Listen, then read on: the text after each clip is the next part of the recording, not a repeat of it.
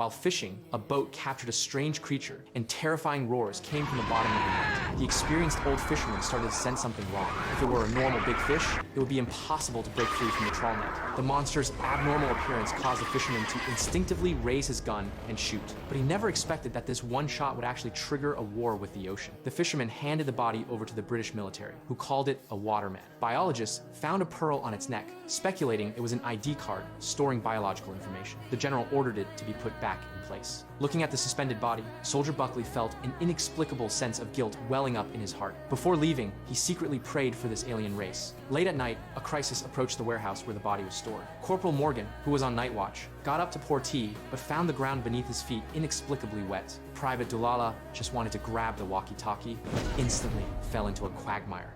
Morgan tried to save his colleague, but was still a hair's breadth away. He took out the walkie-talkie from his waist, but before he could call for reinforcements, the invading watermen had already subdued him. This was a silent warning from the watermen to humanity. The alarm sounded, and soldiers rushed into the room. The body and the guards had vanished, and the room was dead silent. Buckley noticed a protrusion on the ground and actually pulled out a complete chair. The general realized something was wrong. He took out his walkie-talkie, lay on the ground, and called the names of the two soldiers again. A burst of radio static actually came from deep beneath his feet. What's that?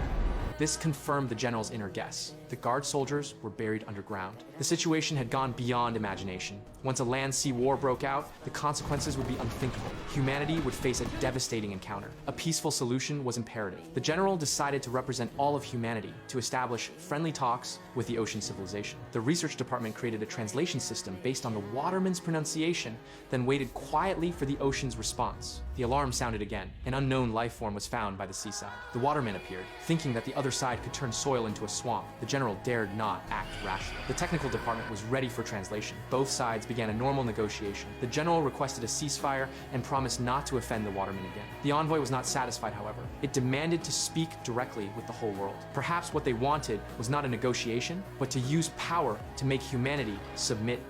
We do not agree. We would talk to all your animals. Humans. We would talk to all humanity. Forced by the situation, the general could only comply. Within a few short days, videos of the watermen swept across the internet. The world fell into panic, and no one dared to eat fish anymore. In order to exchange for the watermen's friendship and world peace, the United Nations ordered the construction of a deep-sea passage leading directly to the auditorium, and construction teams worked day and night. Kate, the liaison of the UN Administrative Department, connected all countries to open a video conference. White House online. Confirmed.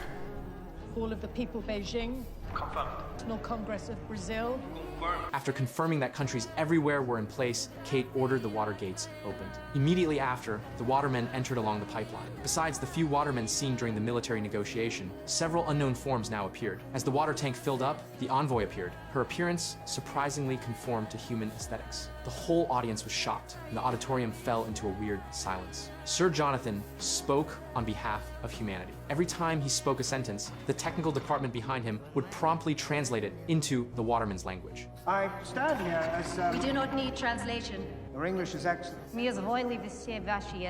That's Russian. But the intelligent creature had already taught herself human languages. To express apologies, Jonathan presented a gift on behalf of humanity, a snow rhododendron picked from Mount Everest. This flower grows at the highest point of the earth. For the watermen living at the lowest point, it must count as an extremely rare gift. But the envoy remained expressionless and indicated that she also brought a gift. Then she threw 2 mesh bags. My children should have been born at the turn of the 3rd cold current, but they choked on your oil and poison and excrement. So Jonathan, go to 16, paragraph 10.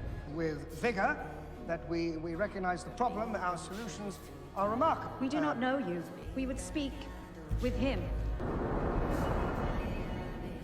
Me? You got the wrong man. You showed respect. You respected our fallen kin when no others did. What are they, Christians now? Someone tell me what's going on. I'm not even religious. But we saw your kindness. Will you stand as ambassador and talk on behalf of the entire human race? Okay.